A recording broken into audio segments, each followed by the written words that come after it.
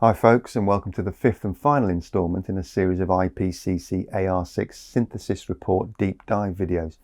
In this final section, we delve into some of the minutiae and mechanics of how the wheels can be set in motion to actually get things done on the ground in the areas where it will have the most beneficial effect for the most people. In this section of the report, the IPCC tells us with high confidence, yet again, that rapid and far-reaching transitions across all sectors and systems are necessary to achieve deep and sustained emissions reductions and secure a livable and sustainable future for all.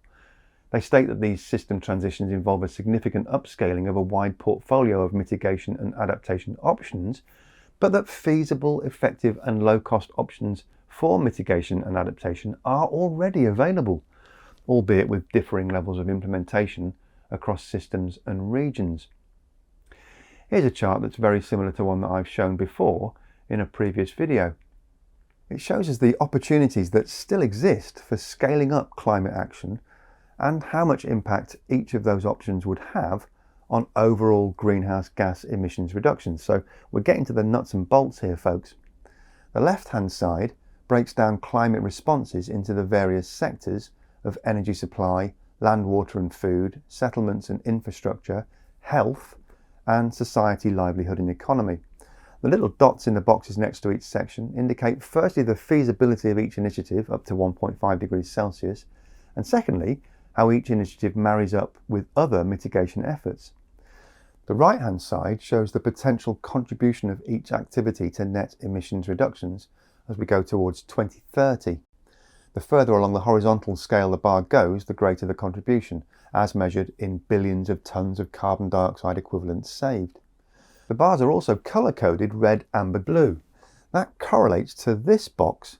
A blue bar means the activity costs less than current technologies or practices, and then we go through the colours until we reach red, which indicates a cost of between $100 and $200 for every tonne of carbon dioxide equivalent saved. The panel down at the very bottom here displays the indicative potential of demand-side mitigation options for 2050. The IPCC tells us the potentials are estimated based on approximately 500 bottom-up studies representing all global regions.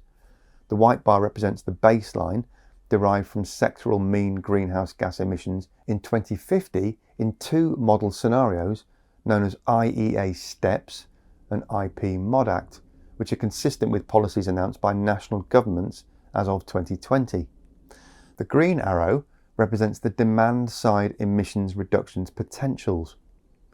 The range in potential is shown by a line connecting dots displaying the highest and the lowest potentials reported in the literature. The top food bar shows demand-side potential of socio-cultural factors and infrastructure use and changes in land use patterns enabled by change in food demand. According to the report, demand-side measures and new ways of end-use service provision can reduce global greenhouse gas emissions in end-use sectors like buildings, land transport and food by between 40 and 70% by 2050 compared to baseline scenarios, while some regions and socio-economic groups require additional energy and resources. The bottom row shows how demand-side mitigation options in other sectors can influence overall electricity demand. The dark grey bar shows the projected increase in electricity demand above the 2050 baseline due to increasing electrification in other sectors. Based on a bottom-up assessment, this projected increase in electricity demand can be avoided through demand-side mitigation options in the domains of infrastructure use and socio-cultural factors that influence electricity usage in industry, land transport and buildings.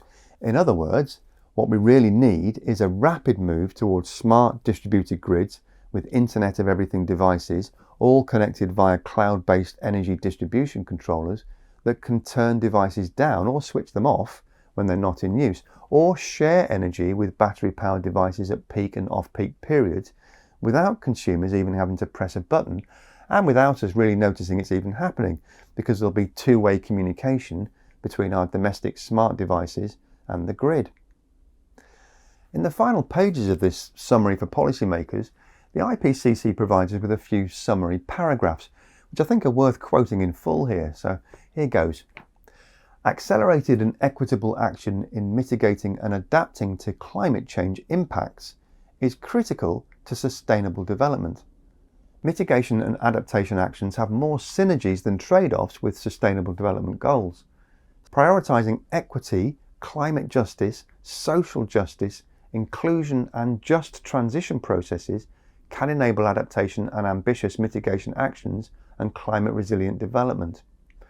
Adaptation outcomes are enhanced by increased support to regions and people with the highest vulnerability to climatic hazards. Integrating climate adaptation into social protection programs improves resilience. Many options are available for reducing emission-intensive consumption, including through behavioural and lifestyle changes with co-benefits for societal well-being.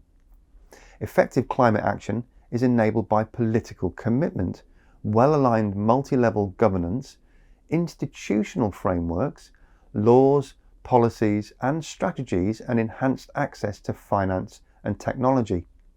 Clear goals, coordination across multiple policy domains and inclusive governance processes facilitate effective climate action.